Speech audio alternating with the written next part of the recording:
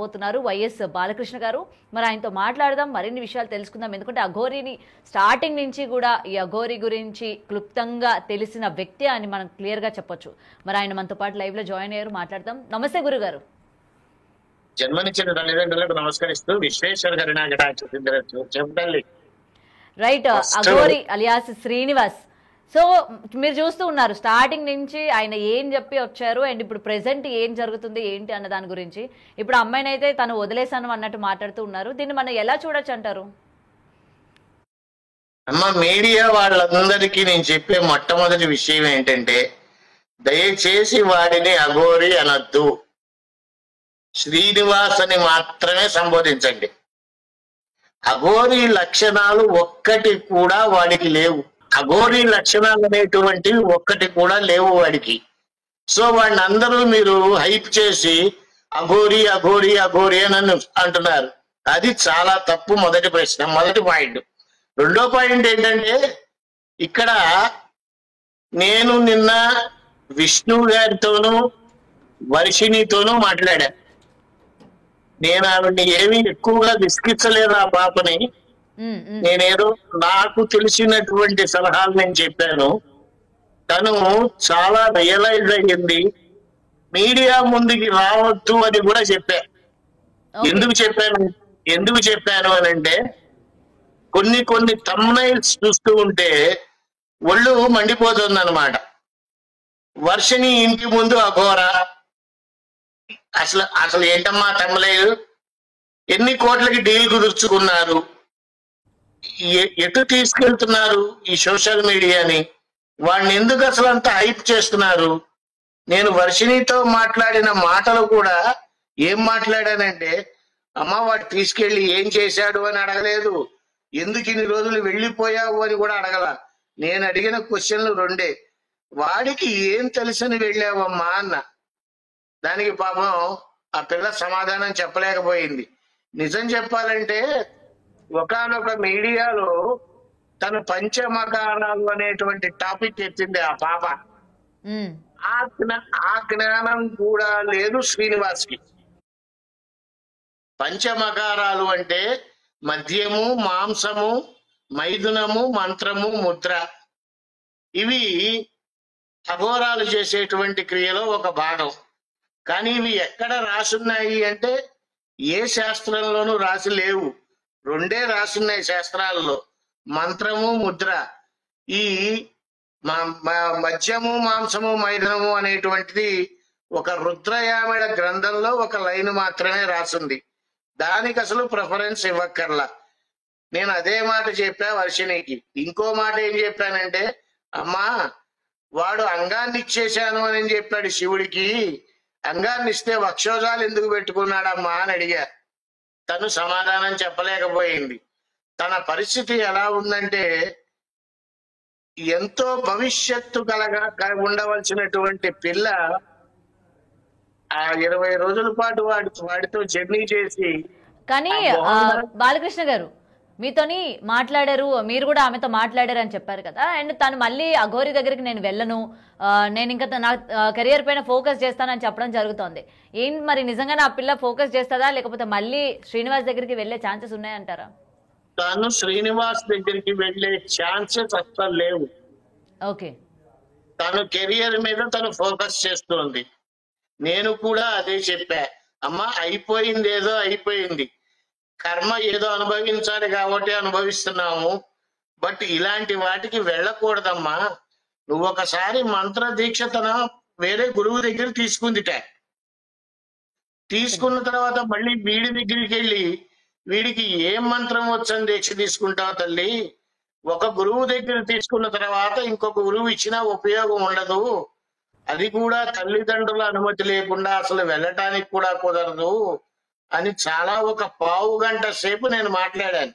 విష్ణుతో కూడా మాట్లాడా.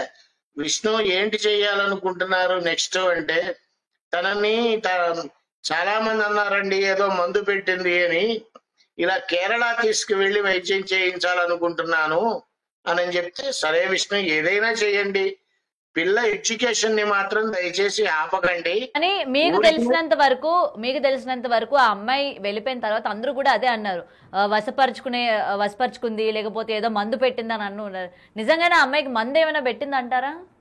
అమ్మ ఫస్ట్ చెప్పింది నేనే, మందు పెట్టాడు అని. వశపరుచుకోవడం అనేటువంటిది అది జరగని పని, అది వాడి వల్ల కాదు. అమ్మాయి కూడా చెప్తుంది కదా ఎటువంటి మందు గాని ఏం పెట్టలేదు, తన చేసేవి. అలాగే మంగళగిరిలోని తను ఏదైతే పోరాడిందో దేవాలయం గురించి కూడా తను పోరాడింది, ఇక్కడ మన సికింద్రాబాద్కి వచ్చి పూజలు చేయడం, అవి చూసి తను బాగా అట్రాక్ట్ అయ్యి నా సాధనకి ఈమెనే కరెక్ట్ అని చెప్పి వెళ్ళాను అని కూడా చెప్పింది కదా. మరి కరెక్టే, మీ పాయింట్ లోనే వద్దాం. వాడు తెగ పోరాడాడు అని. మీరు ఒక్కటి చెప్పండి, ఏ విషయంలో పోరాడాడు? సనాతన ధర్మం అంటే ఏంటో తెలుసా వాడికి? తెలీదు.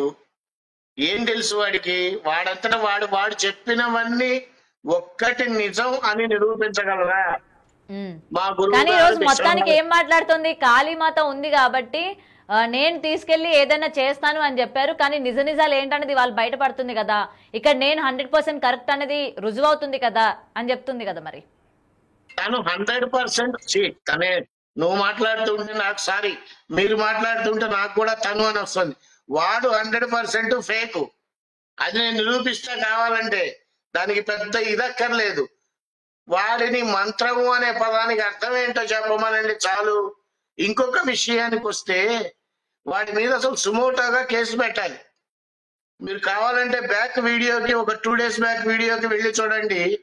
కాశీ బోట్లో నుంచొని నా మీద ప్రయోగం చేసిన వాళ్ళందరికీ మంత్రంతో సర్వనాశనం చేస్తాను అని అన్నాడు. లిటరల్లీ వీడియోలో కూడా అదే చెప్పడం జరిగింది. అదే లిటరల్లీ చంపేస్తాను అని చెప్తున్నాడు. అంటే ఏమనుకోవాలి? అండ్ వన్ మోర్ థింగ్, మంత్ర శుద్ధి చేస్తా అన్నాడు. వాడికి మంత్ర శుద్ధి అంటే ఏంటో తెలియదు. ఇక మంత్రాలు ఏం ప్రయోగిస్తాడు వాడు?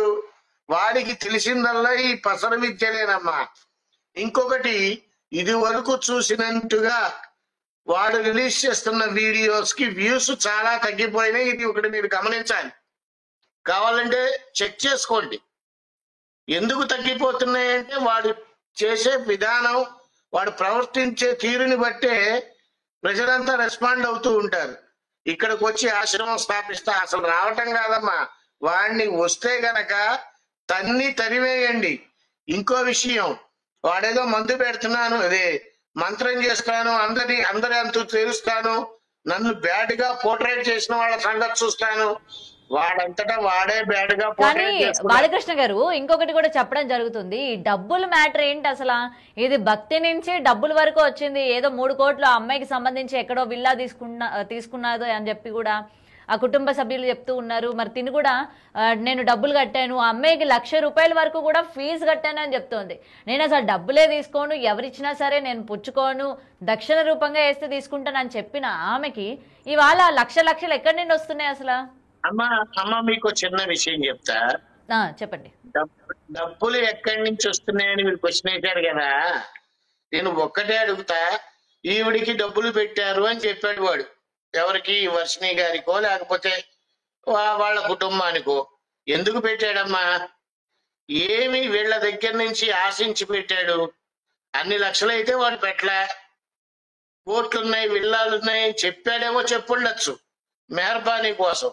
ఉందా లేదా అనేటువంటిది పక్కన పెడితే, వాడి దగ్గర డబ్బు ఉన్నా లేకపోయినా వాడు తింటాడు, వాడి చావు వాడు చస్తాడు.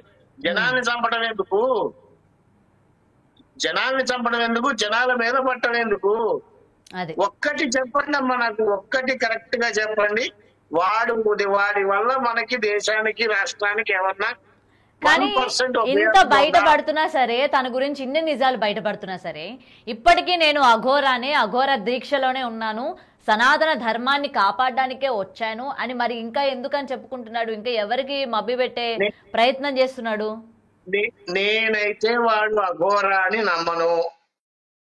నేనైతే వాడు నాగసాధువు అని కూడా నమ్మను.